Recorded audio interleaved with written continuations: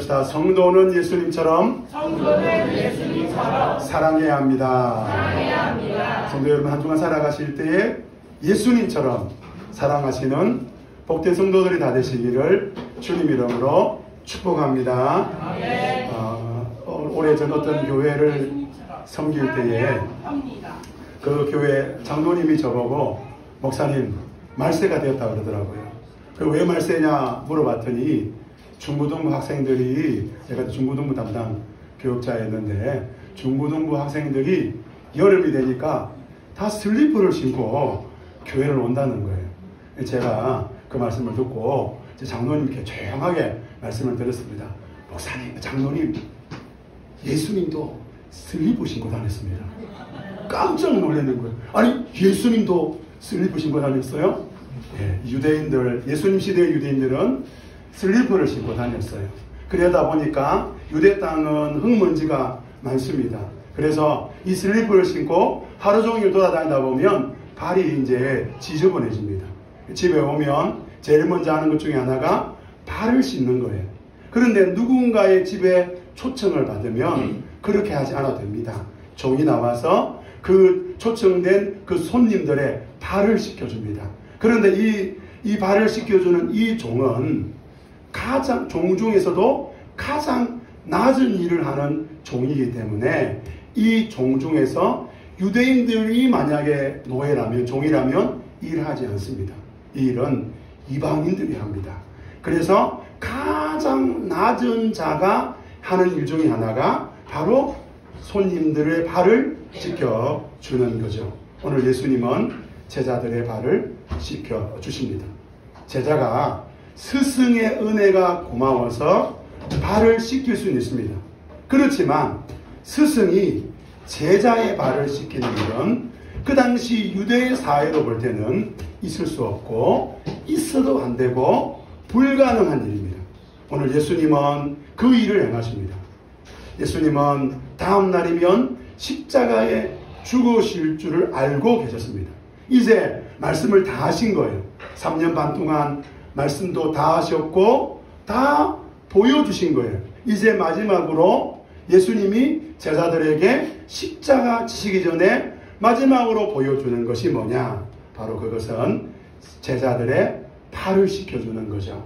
마태, 마가, 누가복음은 예수님의 성찬에 집중합니다. 예수님이 마지막으로 하신 것은 성찬이었다. 근데 오늘 사도 요한은 요한복음서를 통해서 예수님이 마지막으로 하신 것은 제자들의 발을 씻겨줬다. 그 말씀이 그 제자들의 발을 씻겨주는 그 일이 어떤 거냐? 바로 그것은 교회가 사랑하라는 거예요. 누구처럼? 예수님처럼. 성도가 사랑하라는 거예요. 누구처럼? 예수님처럼. 그래서 한 주간 살아가실 때 예수님처럼 사랑하시는 저와 여러분 되시기를 주님 이름으로 축복합니다. 네. 첫 번째는 예수님은 끝까지 사랑하셨다는 거예요. 성도 여러분, 예수님은 어떻게 사랑하셨다고요? 끝까지 사랑했다는 거예요. 우리 1절 노래 부분 같이 한번 읽어볼까요? 시작. 자기가 이 세상을 떠나서 아버지께로 가야 할 것을 하시고 세상에 있는 자기 사람들을 사랑하시되 6월절 전에 예수님은 자신이 이 세상을 떠나서 아버지께로 가야 할 때를 아셨습니다. 오늘이 목요일이고 내일이 금요일입니다. 내일이면 예수님은 십자가에서 죽습니다. 이제 예수님은 그리고 얼마 후면 아버지께로 가야 될 것을 알고 계십니다. 그래서 사도 요한이 말합니다. 이 모든 것을 아시는 예수님이 선택한 것은 사랑. 그런데 어떻게 사랑하시냐? 끝까지 사랑하셨다. 구약성경 맨 마지막 성경이 말라기서이죠. 말라기서는 하나님이 말라기 선지자를 통하여 말씀하시는 거예요. 무엇을 말씀하시냐면 내가 너희를 사랑한다는 거예요. 내가 너희를 사랑한다. 그런데 이 말을 들었던 이스라엘 백성들이 하나님 우리를 사랑하신다고요? 감사합니다 라고 하는 게 아니라 우리 말라기서 1장 2절 노란 것이 같이 한번 읽어보겠습니다. 시작. 너희는 주님께서 우리를 사랑하신다는 증거가 어디에 있습니까? 하고 묻는다. 네, 왜 이렇게 묻을까요? 왜냐하면 페르시아 때에 이스라엘 백성들이 하나님의 말씀을 따라서 약속의 땅으로 다시 돌아옵니다. 스룹바벨과 함께 성전을 짓고요, 느헤미야와 함께 성벽을 건설합니다. 자, 그래서 어떻게 됐냐고요? 그래서 잘 살게 되었습니까? 아니요. 더 어려운 거예요. 성전도 지었고 성벽도 지었고 하나님께 제사도 다시 회복했고, 그러면 하나님이 복을 줄 줄 알았는데 삶이 더 어려워지고 힘들어지니까 이스라엘 백성들의 신앙이 식어지는 거예요. 그래서 이스라엘 백성들은 안식일에는 하나님께 제사하지만 다른 날에는 우상을 섬기고 이방 사람들과 결혼하고 그렇게 살아가는 거예요. 그래서 하나님이 말라기야 선지자를 통하여 그럼에도 불구하고 나는 너희들을 사랑한다. 그러니까 하나님이 우리를 사랑하시는 증거가 뭡니까? 라고 묻는 거예요. 그리고 400년의 시간이 지납니다. 그리고 사도 요한을 통하여 하나님이 우리를 어떻게 사랑하시는지 사도 요한을 통하여 요한복음 3장 16절에서 이렇게 말하고 있습니다. 우리 요한복음 3장 16절 말씀 같이 한번 읽어볼까요? 시작. 하나님께서 세상을 이처럼 사랑하셔서 내 아들을 주셨으니 이는 그를 믿는 사람마다 멸망하지 않고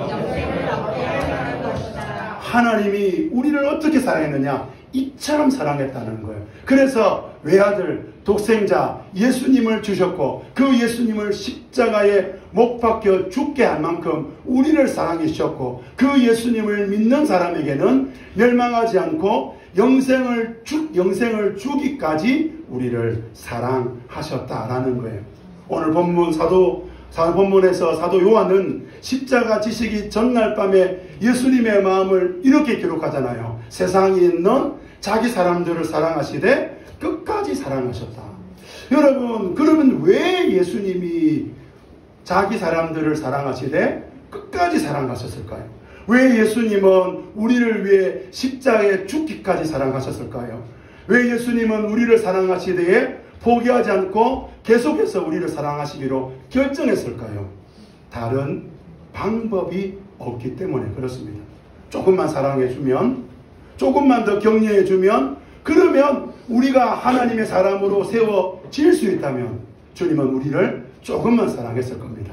그런데 주님이 우리를 사랑하는데 끝까지 사랑해야만 우리가 하나님의 사람이 될 수 있기 때문에 몇 년 전에 신장이 좋지 못한 그 형제와 이렇게 교제한 적이 있는데 청소년 때 어머니로부터 신장 하나를 이식받았습니다. 그 몇 년을 잘 살다가 30세에 하나님의 부르심을 받고 주님 앞에 가게 되었지요. 제가 섬겼던 중고등부 교사였습니다. 너무나 잘 지냈던 형제고 일주일에 한두 번은 같이 식사했던 형제예요. 그 형제가 하나님 앞에 가게 되니까 얼마나 마음이 아프고 슬프던지요. 장례를 마치고 저는 그 어머니 형제에게 만나서 물었습니다. 집사님, 신장 하나 준 거 후회되지 않습니까? 그랬더니 그 어머니가 제게 그러더라고요. 목사님, 신장 하나 준 거 후회되지 않습니다. 줄 수만 있었다면 신장 2개 다 줄 수 없어서 마음이 너무 아프네요. 예수님이 우리를 사랑하기로 결정하셨어요. 얼마나 사랑하기로 결정하셨느냐? 끝까지 사랑하기로 결정하신 거예요. 왜 그랬을까요? 그렇지 않으면 하나님의 사람 되지 못하니까. 그렇지 않으면 구원받을 수 없으니까. 그렇지 않으면 죄에서 우리가 벗어날 수 없으니까. 그래서 하나님은 우리를 사랑하기로 결정하신 거예요. 여러분, 2절은요, 예수님이 우리를 끝까지 사랑하지 않으면 안 되는 우리의 인생, 우리의 자아상, 우리의 본 모습을 보여주는 구절입니다. 시몬 가롯의 아들 그 유다가 예수를 팔아 넘길 생각을 하는데요. 2절은 이렇게 말합니다. 우리 2절 노란 부분 같이 한번 읽어볼까요? 시작. 악마가 이미 시몬 가롯의 아들 유다의 마음속에 예수를 팔아 넘길 생각을 넣었다. 여러분, 우리는요 자기 생각이라고 말해요. 내 생각에는 이렇게 말을 해요. 제 의견은 이렇습니다. 이렇게 말을 해요. 내 머리에서 나온 생각, 내 머리에서 나온 의견이라고 말해요. 근데 과연 그럴까요? 사람은 자기 생각이 거의 없습니다. 누군가로부터 배운 생각이잖아요. 누군가로부터 들은 생각이잖아요. 부정적인 생각이 없던 사람이요, 부정적인 사람을 계속 만나면 자기도 모르게 부정적인 말이 나오잖아요.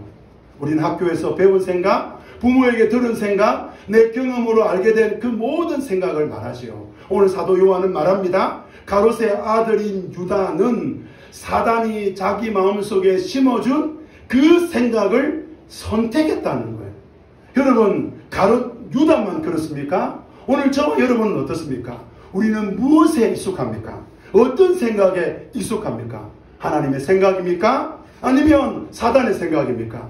오늘 우리도 가롯 유다처럼 사단의 생각을 선택하는 일에 익숙합니다.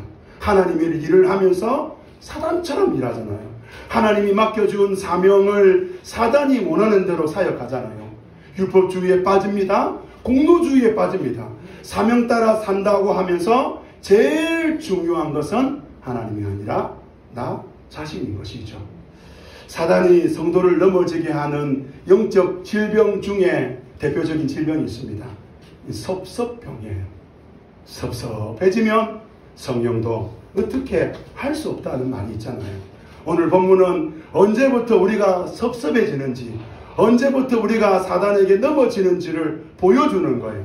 하나님의 생각이 아닌 사단의 생각을 선택할 때부터. 가롯 유다만 사단이 넣어준 생각에 빠지는 거 아닙니다. 오늘 저와 여러분이 그렇잖아요. 저와 여러분도 틈만 나면 사단이 넣어준 그 생각에 빠집니다. 이런 우리를 하나님이 어떻게 하셨다고요? 가룟 유다처럼 우리를 내칠 수 있고 우리를 이제 그만 이럴 수도 있는데 하나님이 그렇게 하지 않았다는 거예요. 하나님은 가룟 유다와 같은 우리를 사랑하기로 결정하신 거예요. 어떻게 사랑하느냐? 끝까지 사랑하기로. 그래서 하나님이 저와 여러분을 사랑하시는 거예요. 근데 그 이유가 뭐냐? 왜 하나님이 우리를 사랑하는가? 저는 성경을 통하여 그 이유를 발견해 보지는 못했어요. 하나님이 왜 나를 사랑하는가? 하나님이 왜 끝까지 나를 사랑하는가? 그 이유를 모르겠어요. 분명한 것은 하나님이 저와 여러분을 사랑하신다는 거예요. 그래서 우리가 이 자리에 있는 거예요. 오늘 이 예배 자리에 나오신 것이 저와 여러분의 결정이 아니라 하나님이 저와 여러분을 사랑하시는 결정인 것이죠.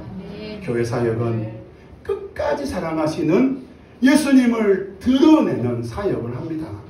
우리 교회에는 커피 아저씨가 있습니다. 온갖 현란한 영어로 제 마음을 흔듭니다. 커피 믹스 하나 드리면요, 땡큐로부터 시작해가지고 막 오만 이야기 다 하시는 분이에요.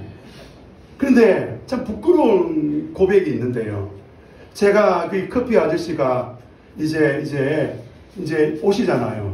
근데 정말 어느 날부터는 좀 이렇게 좀 죄송하지만 귀찮기도 하고 그냥 좀 안 왔으면 좋겠다 이런 생각이 들기도 하고 그런 마음이 들었다니까요. 그런데 우리 교회가 이사를 가잖아요. 이제 얼마 안 남았다. 이제 이분이랑 이 관계도 여기서 끝나겠구나. 여러분들은 새벽기도 안 오시잖아요. 그걸 새벽기도 하는 시간도 오세요. 와가지고 커피 달라 그래요. 그래 제가 이제는 우리 교회 옮기니까 이제 안 만나겠구나. 그 생각을 했어요. 그 생각을 하고 있는데 이분이 저를 만났어요. 하시는 이야기가 자기가 우리 사천 고팍교회가 어디로 이사 가는지 알고 있다는 거예요. 그러면서 저보고 이러는 거예요. 목사님, 교회가 이사 가도 나를 배반하지 마라. 나를 버리면 안 된다는 거예요. 이야, 저는 이사 가면 커피 아저씨 안 만날 줄 알았어요. 그러니까 이제 6월까지만 잘 한번 섬겨보자 이렇게 생각했는데 하나님이 허락하지 않는 거예요. 그런데 또 얼마 전에 제 아내가 저한테 이러는 거예요. 여보, 나 김용일 선생님 커피 아저씨 이름입니다. 복음 전하기로 결정했어요. 그러면서 제 마음에 교회는 어떤 곳인가? 내가 어떻게 살아야 되는가?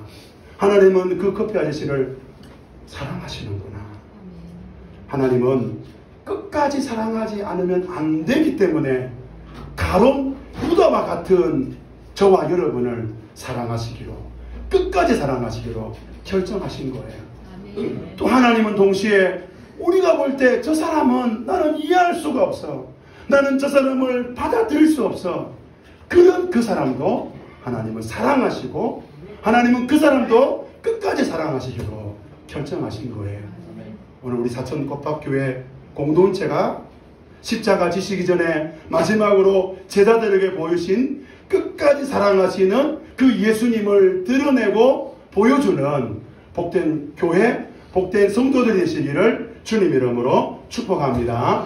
두 번째로, 예수님은 우리가 어떻게 사랑해야 되는지를 보여주었습니다. 여러분, 끝까지 사랑한다는 게 뭘까? 그것을 예수님은 보여줬다는 거예요. 예수님은 3년 반 동안 제자들을 하나님 나라 그 학교에 입학을 시켜서 교육하고 가르치고, 이제 예수님이 십자가에 죽으심으로 졸업해서 사도가 됩니다. 그 사도가 되어야 될 그 제자들에게 예수님은 마지막 수업으로 스승이 제자들의 발을 씻기는 일을 하십니다. 우리 3절부터 5절까지 노란 글씨 같이 한번 읽어볼까요? 시작. 아버지께서 모든 것을 자기 손에 맡기신 것과 자기가 하나님께로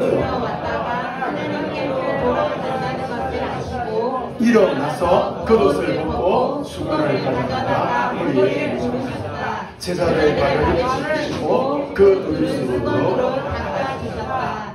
예, 여러분, 이렇게 일어나서 겉옷을 벗고 수건을 가져다가 허리에 두르시고 제자들의 발을 씻기시는 그 흉내를 내는 것으로 끝내지 않고 5절에는 구체적으로 제자들의 발을 씻기시고 또 구체적으로 그 두른 수건으로 닦아 주셨다고 말하고 있습니다. 스승이 할 수 없는 일을 예수님이 하셨습니다.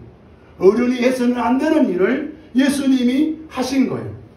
그래서 사도 요한은 구체적으로 5절에서 진짜 예수님이 그렇게 하셨다는 것을 말해주고 있죠. 그리고 이제 6절에 가면 베드로의 차례가 되는데요. 이때 베드로가 예수님께 말합니다. 주님께서 내 발을 씻기시렵니까? 그럴 수 없다는 거예요. 그렇게 할 수 없다는 거예요. 왜요? 스승이 어떻게 제자의 발을 씻느냐는 거예요.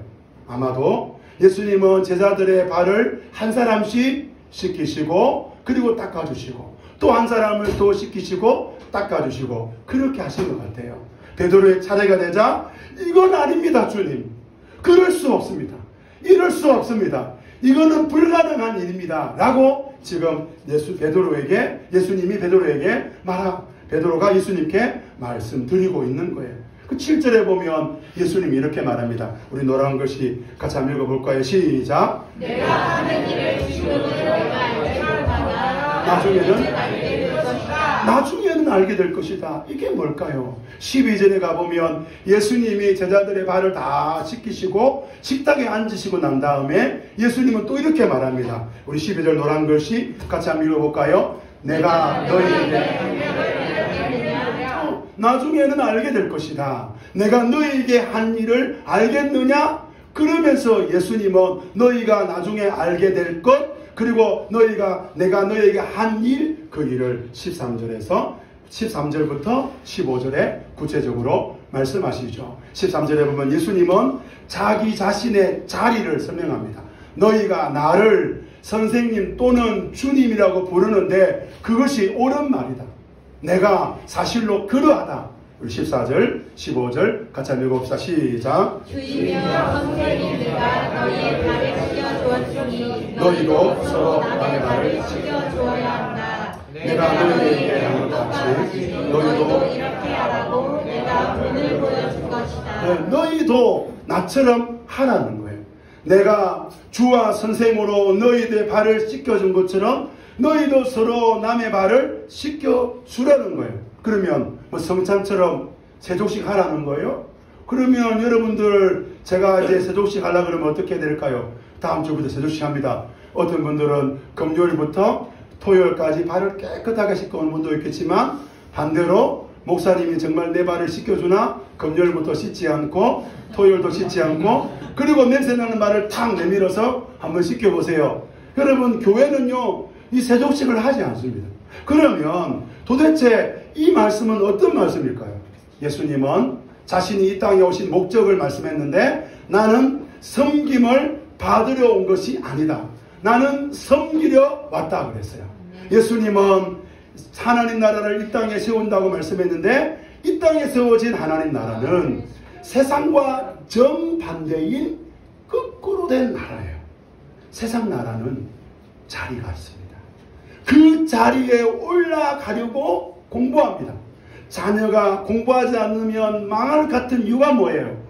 적어도 내가 생각하는 이 정도의 자리는 올라가야 되는데 이렇게 공부하지 않다가는 이 정도의 자리에 올라가지 못하겠구나. 걱정이 되는 거예요. 왜 사람들이 돈을 그렇게 모으려고 합니까? 돈이 모아져야 그 자리에 앉게 되잖아요. 왜 청년들이 무슨 수저, 은수저, 흑수저, 무슨 금수저 그런 이야기 합니까? 세상을 살아가다 보니까 세상살이를 시작하려 그러는데 이미 세상은 차이가 있더라는 거예요. 정치 제도가 달라지고 신분 제도가 달라져도 여전히 세상은 힘 있는 사람이 지배하는 나라잖아요. 자리가 그 사람을 대변합니다. 힘 있는 사람은 힘을 쓰고 힘 없는 사람은 힘을 쓸 수 없는 나라가 세상 나라잖아요. 그런데 예수님이 세우신 하나님 나라는 세상 나라와 정반대로 거꾸로 가는 나라예요. 그래서 16절, 17절에 예수님은 이렇게 말합니다. 읽어볼까요? 노란 것입니다. 종이 주인보다 높지 않으며 모든 가진 사람이 보는 사람보다 높지 않다. 너희가 이것을 알고 그대로 하면 복이 있다. 성도 여러분, 하나님 나라의 원리대로 움직이는 곳이 교회 공동체입니다. 여러분, 힘 있는 성도가 힘없는 성도를 섬기는 공동체입니다. 연약한 자, 높은 자, 낮은 자 이런 게 없는 교회, 이런 곳이 교회 공동체예요. 그래서 누가 더 섬김을 받느냐? 종이 누가 더 섬김을 받느냐? 낮은 자가 더 섬김을 받는 거예요. 그러면 질문해 보는 거예요. 왜 가진 자가, 높은 자가 왜 그런 연약한 자들을 섬겨야 될까요? 이것이 바로 하나님 나라의 원리. 그 원리가 뭡니까? 그렇게 섬길 때 연약한 자가 살아나고 믿음 없는 자가 믿음을 가진다는 하나님 나라의 원리인 거예요. 그래서 예수님은 어린아이 하나를 영접하는 사람이 하나님 나라 들어갈 수 있고, 예수님의 동생 야고보는 차별하는 자는 하나님 나라를 유업으로 받을 수 없다고 말하고 있는 거예요. 예수님이 끝까지 사랑하시는 이유가 뭡니까? 잘 모르겠어요. 그런데 예수님이 끝까지 사랑하니까 가룟 유다와 같은 저와 여러분이 오늘 이 자리에서 하나님을 예배하고 있잖아요. 여러분, 오늘 저와 여러분이 예수님이 우리를 끝까지 사랑하시는 이 원리를 우리의 이 공동체 안에서 실천하고 이 공동체 안에서 우리가 나타날 때에 이 공동체 안에 있는 가룟 유다와 같은 사람들이 살아나고 회복되어지는 거죠. 그래서 가진 자가 가지지 못한 자를 섬기는 거예요. 하나님이 왜 교회 안에 직분자를 세우실까요? 힘든 일, 낮은 일, 표시나지 않은 일 하라고 직분자를 세우는 거예요. 저는 저 나름의 원칙이 있습니다. 우리 교회 주일 식사는 맨 마지막에 하자. 남들이 다 먹고 나면 하자. 근데 이 제 원칙을 어느 날부터 깨뜨리시는 그런 분이 한 분 계세요. 김중근 장로님입니다. 장로님 항상 저 뒤에서 하셔요. 저는 아내 덕분에 주일 아침 식사를 하고 오지만 장로님은 식사도 못 하시고 오는 것 같아요. 근데 주일 1부부터 섬기잖아요. 그런데도 주일 점심 식사를 맨 나중에 하시더라고요. 사천 고박교회는 세상 나라와 정반대로 거꾸로 가는 하나님 나라를 세워가는 거예요. 여러분들 식사 제대로 하세요. 갑자기 저리하지 마시고. 여러분, 이것이 바로 예수님이 우리를 사랑하시는 방식이에요. 오늘 성도가 어떻게 예수님처럼 사랑할 수 있을까? 내 방식으로 사랑하면 안 돼요. 예수님이 우리를 사랑하듯이 우리도 예수님처럼 사랑하는데, 예수님처럼 사랑하는 게 뭐냐? 그것은 높은 자가 낮아지는 것. 성도 여러분 가운데 하나님이 주시는 은혜가 있습니까?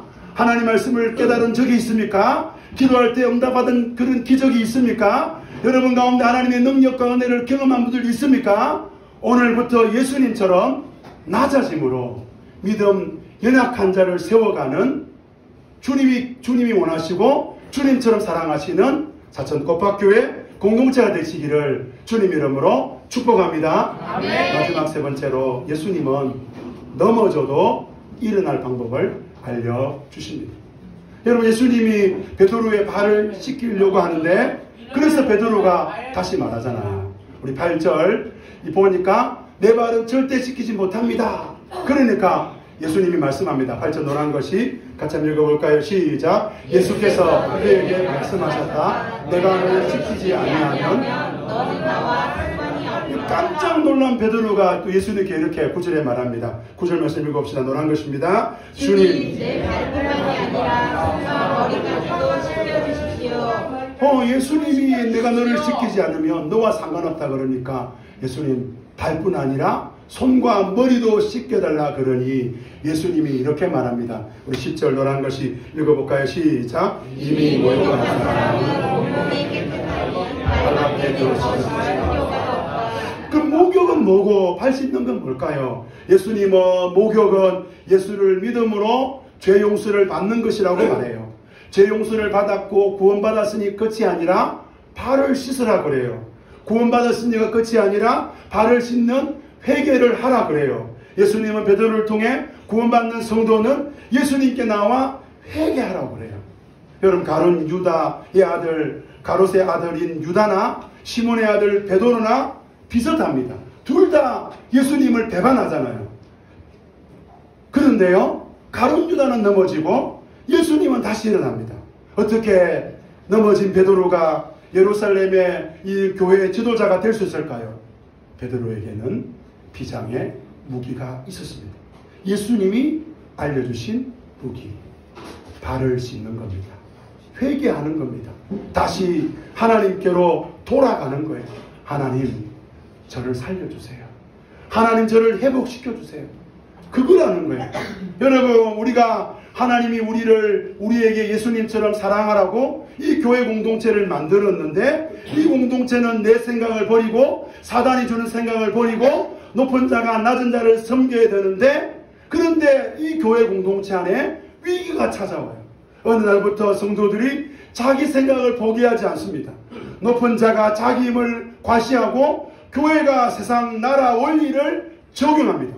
그러면 더 많은 일을 이룰 것 같은데 그렇게 되는 순간 교회는 무너지고 부흥은 사라지고 교회는 점점 타락해지는 거예요. 이럴 때 어떻게 할까요? 여러분, 교회가 어떤 문제 앞에서 내가 오르냐 네가 오르냐 그거 따지면 교회가 회복될까요?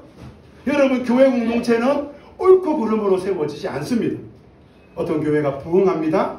부흥하니까 좋은 피아노를 가지게 된 거예요. 그 피아노가 들어오던 날 교회 두 분의 중직자가 다퉈요. 피아노를 강대상 왼쪽에 둘 것인가 오른쪽에 둘 것인가, 누가 더 옳은 일인가. 이 일로 교회는 교회 피아노 오른쪽 파와 왼쪽 파로 쪼개집니다. 시간이 한참 더 지난 뒤에 두 분이 미국에 있는 한 교회에서 다시 만납니다. 한 분이 말하는 거예요. 장로님, 그때 장로님이 오른쪽이었습니까? 제가 오른쪽이었습니까? 죽고 사는 문제 아니면 양보해야 됩니다. 그런데 이 일이 내 힘으로 가능해지냐고요. 언제 우리가 죽고 사는 문제 아니면 양보할 수 있을까요? 내 힘으로 가능하지냐고요. 안 되는 거예요. 그래서 회개하는 거예요. 우리가 하나님께 나아가서 주님, 죽고 사는 문제 아니면 양보해야 되고 내 생각 내려놓아야 되는데, 그래야 우리 공동체에 예수님의 사랑이 이루어진다고 그러는데, 주님, 그게 내 힘으로 안 된다는 거예요. 내 노력으로 안 된다는 거예요. 어떤 분들은 교회 안에 있는 여러 문제들을 볼 때마다 그 문제를 자기 힘으로 해결할 수 있다고 생각합니다. 자기의 지혜, 자기의 방법으로 해결할 수도 생각합니다. 놀라운 게 뭔지 알아요? 그 문제가 해결되고 나면 또 다음 문제가 일어나는 거예요. 교회는 우리의 힘으로 세워갈 수 없습니다. 그래서 우리 주님이 베드로의 발을 씻기시는 거예요. 그래서 우리 주님이 우리에게 회개라는 아주 놀라운 이 비밀을 우리에게 허락하신 거예요. 성도 여러분, 회개하면 기적이 일어납니다. 회개하면 죽고 사는 문제 아니면 내 삶의 것들을 양보하는 그런 기적이 일어나는 거예요. 회개하면 이거 주님의 생각이 아니겠구나 깨달아지는 거예요. 회개하면 자리 다툼이 나타나지 않는 것이죠. 사랑하는 성도 여러분, 하나님 나라는 세상 나라와 정반대되는 원리를 가지고 있습니다. 교회는 하나님 나라를 세워가는 공동체입니다. 자리 다툼하지 말고 내 생각으로 살지 말고 사단의 생각으로 살지 말고 날마다 하나님의 뜻 가운데서 낮아지고 섬겨야 되는데 어떻게 그 일이 가능할까? 날마다 하나님 앞에 회개함으로, 날마다 하나님께 엎드림으로, 죽고 사는 문제 아니면 양보하는, 내 힘으로 교회를 세울 수 있다는 착각에서 벗어나는 복된 성도들이 되시기를 주님 이름으로 축복합니다.